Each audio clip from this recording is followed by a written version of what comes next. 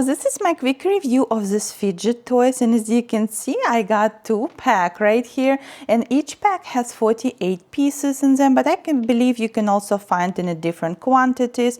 So right here we have 8 different designs, and as you can see, they also come with these little chains right here, so you can attach them later or on the top. So I did attach some right here. I also love that they come like with the different colors. We can get like blue and green, and you have 8 different designs. And I also love that kids can clip them to their like backpack, or they can clip them to their pencil case. They could be used as a little prizes for any type of rewards, for any type of party, or just rewards at any type of activities. I also love that they're tiny, lightweight, super easy to play with, as you can see right here. And I will be doing Teal Pumpkin in my house this year, so I will be giving away 1 per each bag. Overall, I absolutely love these fidget toys. They're simple, they're easy to use, and they're Teal Pumpkin friendly.